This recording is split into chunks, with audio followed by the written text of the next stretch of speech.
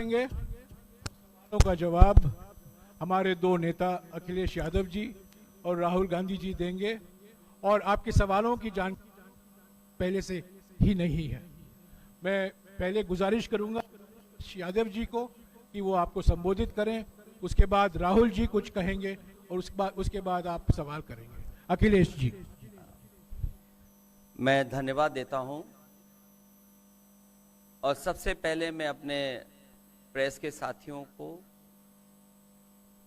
आपके माध्यम से पूरे देश और प्रदेशवासियों को मैं रामनवमी की बहुत बहुत बधाई और शुभकामनाएं देता हूं। ऐसा त्यौहार, ऐसे दिन जहां से अच्छी शुरुआत होती है। मुझे खुशी है इस बात की कि आज कांग्रेस पार्टी के नेता राहुल गांधी जी और समाजवादी पार्टी की आज हम मिलकर के प्रेस कर रहे हैं। पहले चरण का चुनाव उत्तर प्रदेश का होने जा रहा है और जो पश्चिम से हवा चल रही है वो पूरे के पूरे उत्तर प्रदेश और देश के माहौल को बदलने जा रही है। आज गाजियाबाद में बैठे हैं। इस बार भारतीय जनता पार्टी को गाजियाबाद से लेकर के गाजीपुर तक इंडिया गठबंधन सफाया करने का काम करेगा।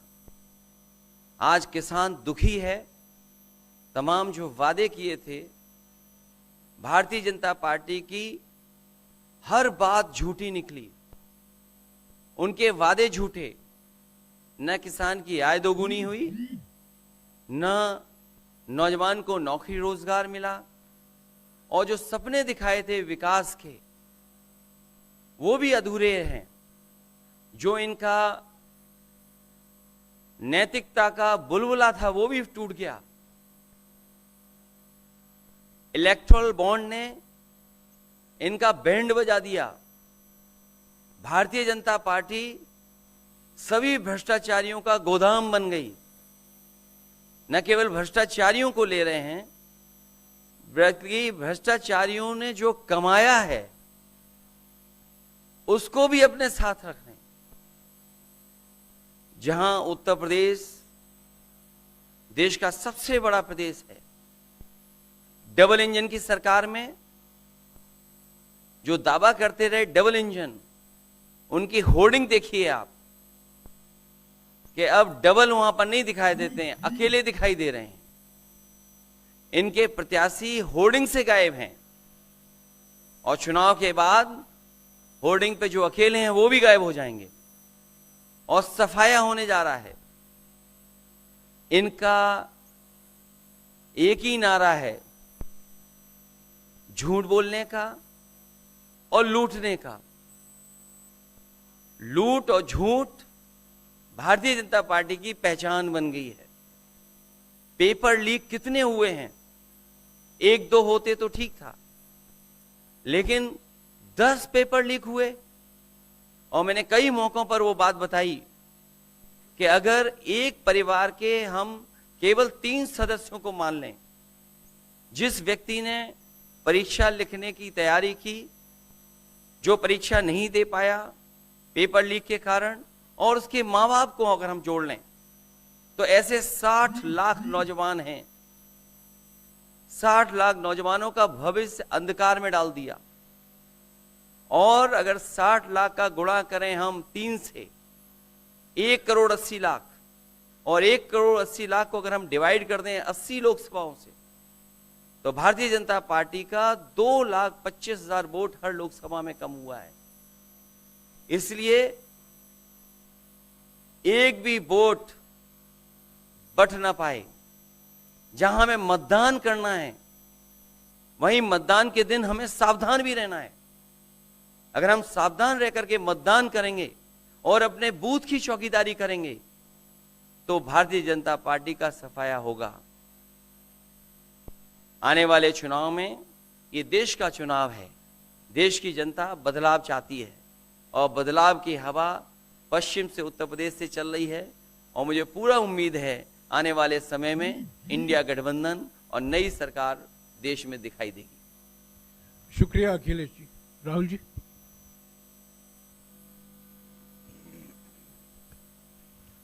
नमस्कार। रामनवमी की आप सबको, देश को बहुत बहुत शुभकामनाएं। ये चुनाव विचारधारा का चुनाव है। एक तरफ आरएसएस और बीजेपी जो संविधान है, लोकतांत्रिक सिस्टम है, उसको खत्म करने की कोशिश कर रही है, और दूसरी तरफ इंडिया गठबंधन कांग्रेस पार्टी संविधान को, लोकतंत्र को डिफेंड करने की कोशिश कर रही है, उसकी रक्षा कर रही है।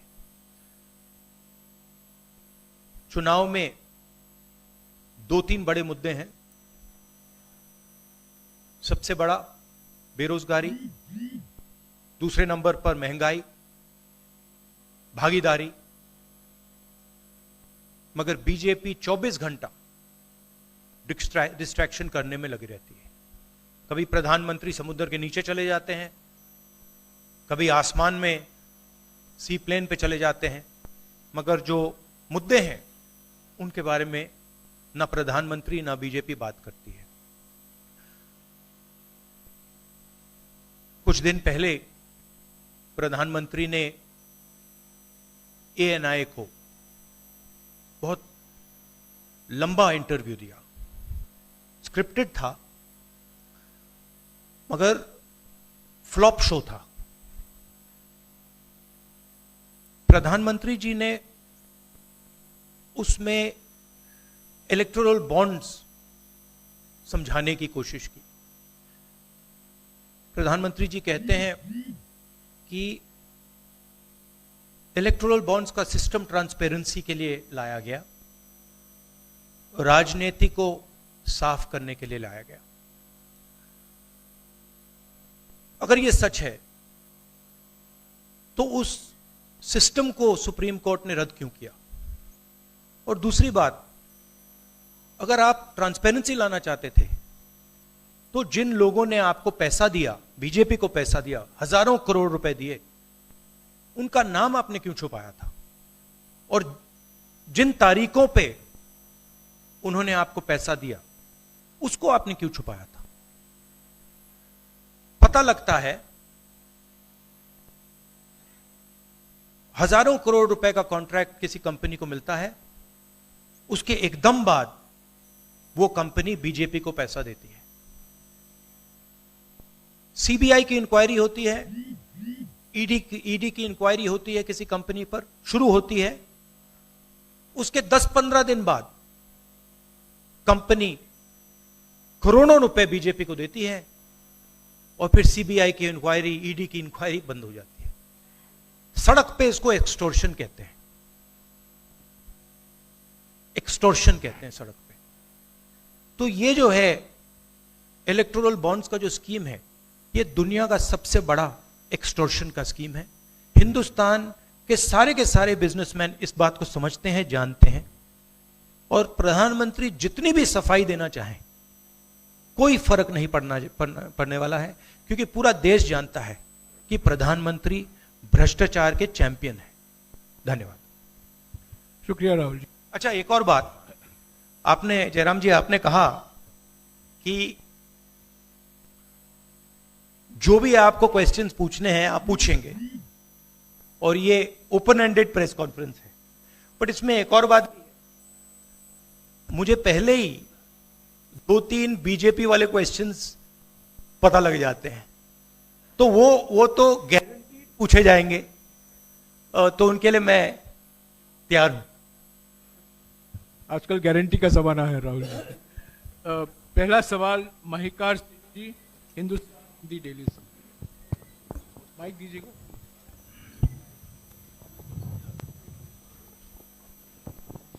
राहुल जी, स्वागत है आपका। दोनों नेताओं, जबकि आज प्रचार का पहला चरण समाप्त होने वाला है, आपने मेरे मित्रों को थोड़ा सा कसरत करा दी। वो दिल्ली से यहाँ आए हैं, आपने गाजियाबाद में ही क्यों पीसी की?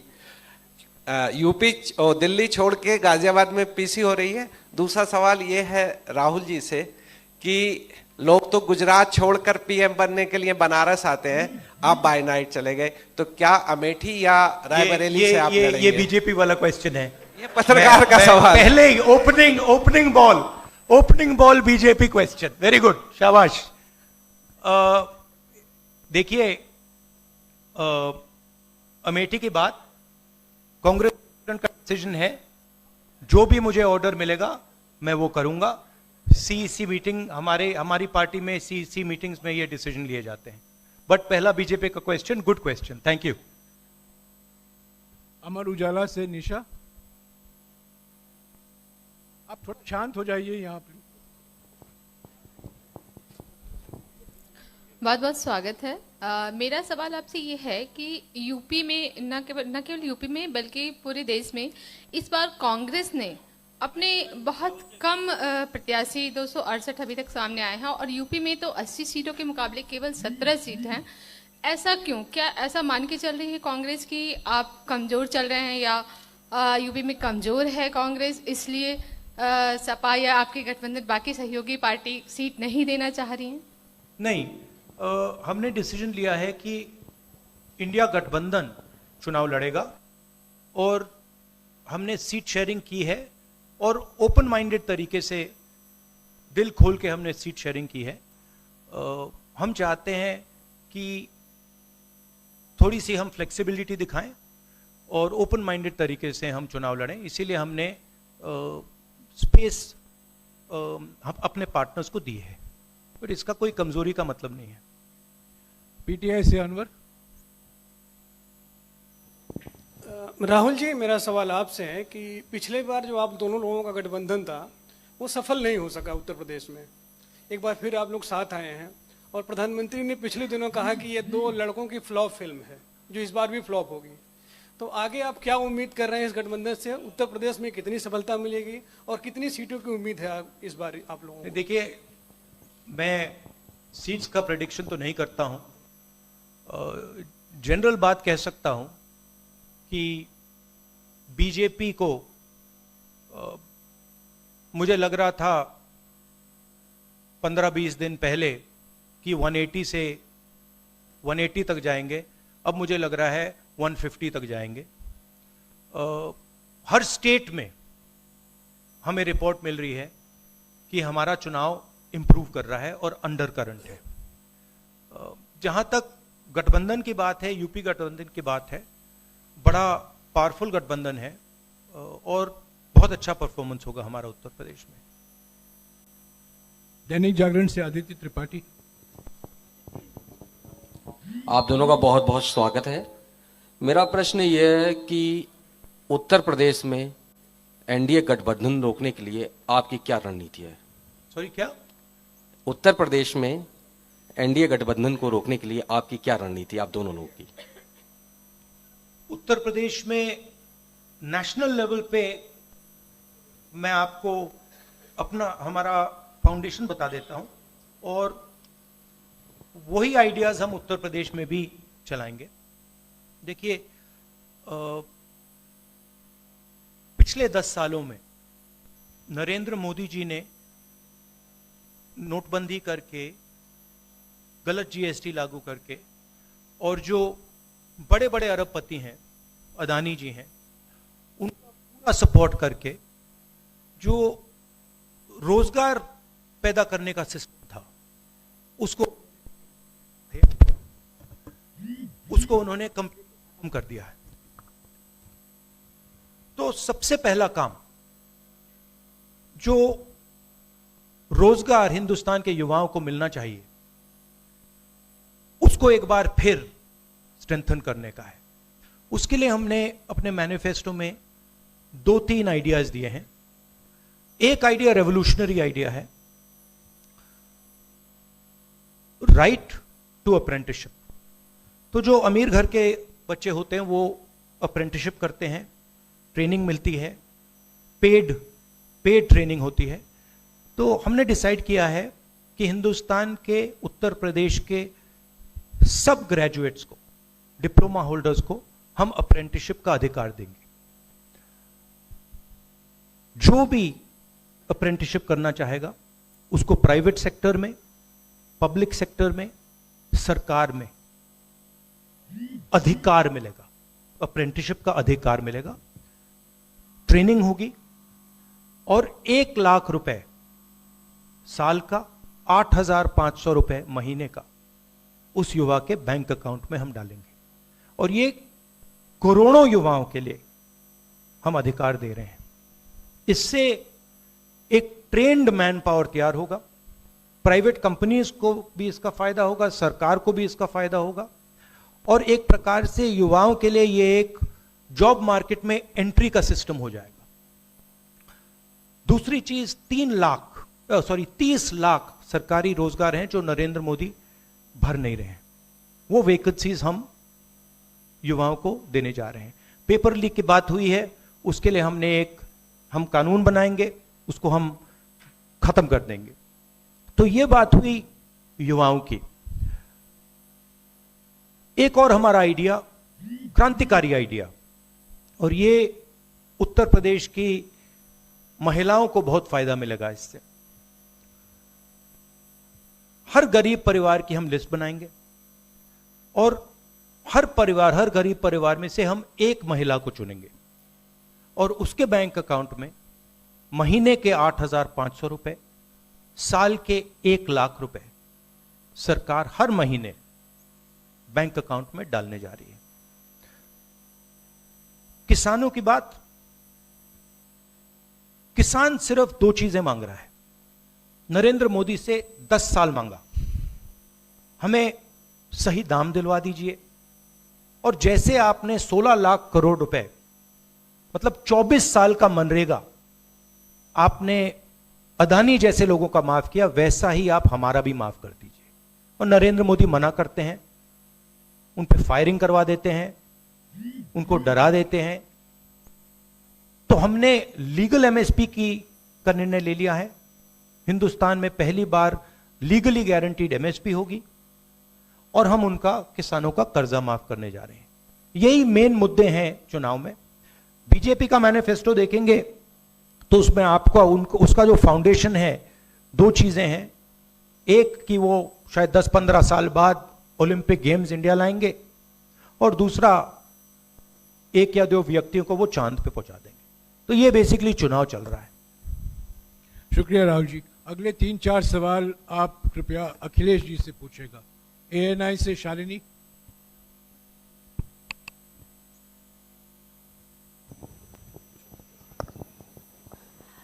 पहला सवाल राहुल जी से है। अखिलेश जी से पूछेगा प्लीज। उन्होंने कृपया लगा दिया, इसलिए अब हमसे पूछिए। दोनों से पूछूंगी सर।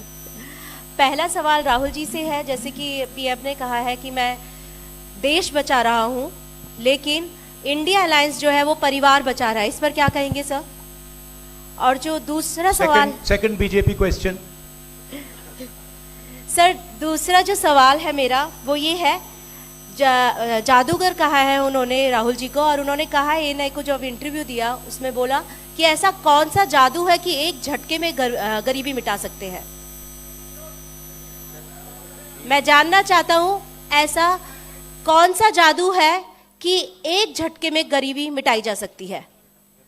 तो ये मेरा सवाल दोनों से है। नहीं, दोनों से है। मैं धन्यवाद देता हूं,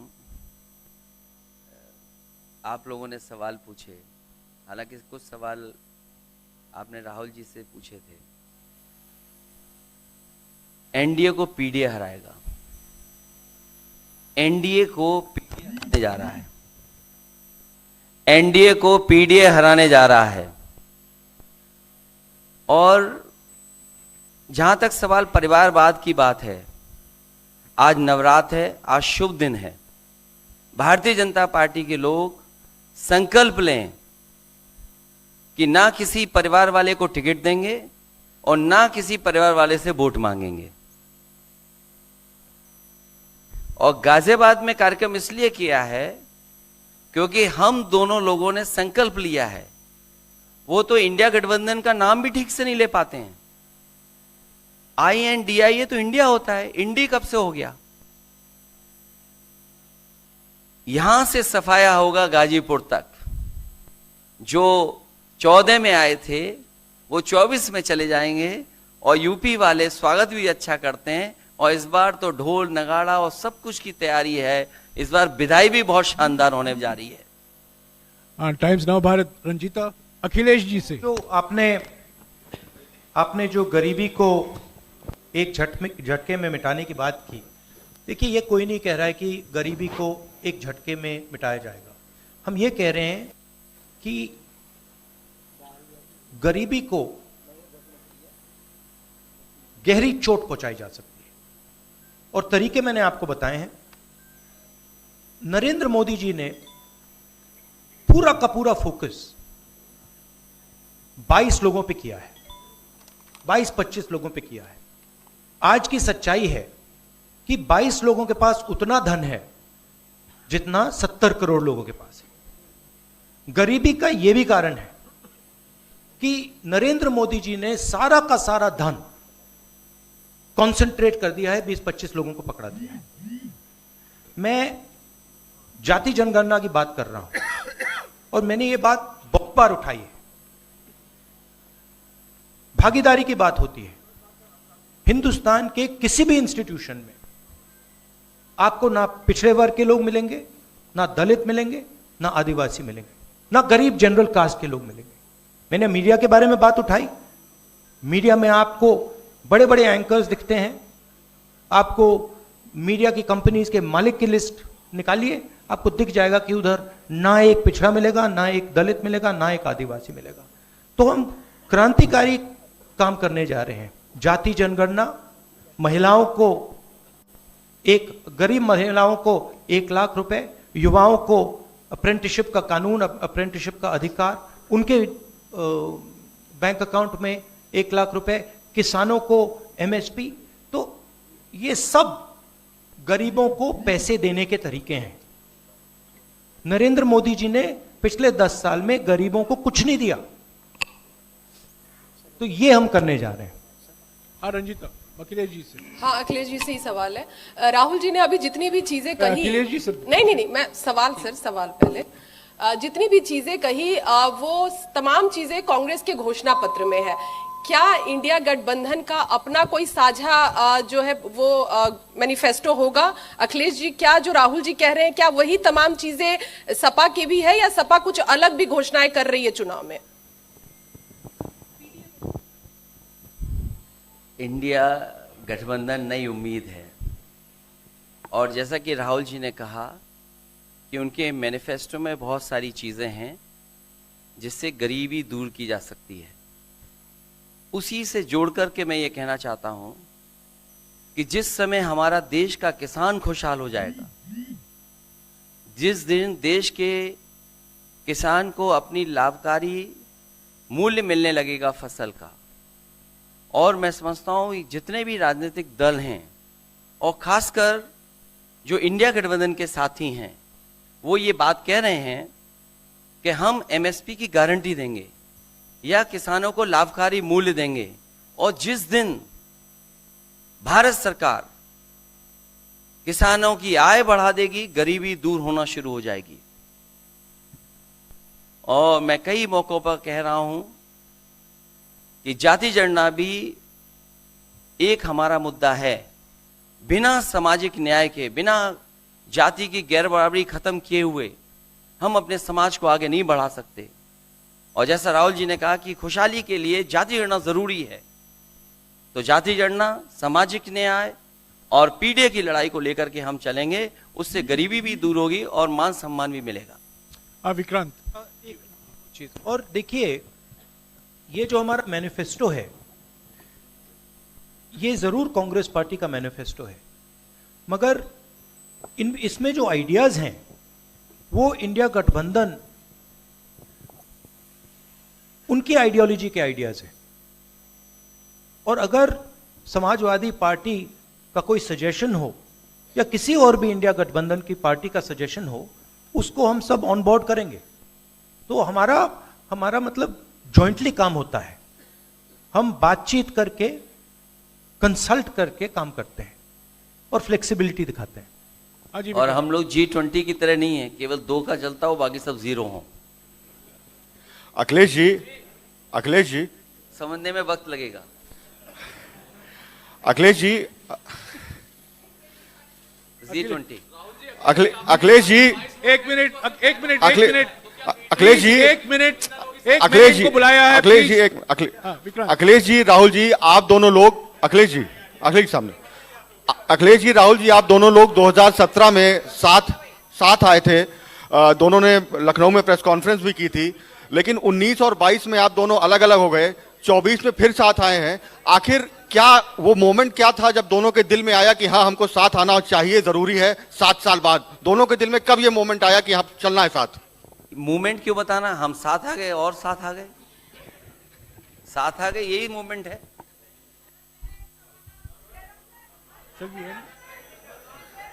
साथियों, अभी दोनों नेताओं को जाना है। उसके पहले हमारा गठबंधन का एक गीत है, वो जारी किया जाएगा। से महेंद्र नागर गौतम बुद्ध नगर से और शिवराम वाल्मीकि जी बुलंदशहर से कृपया मंच पर आइए और राहुल जी और अखिलेश जी के साथ फोटो खिंचाएंगे।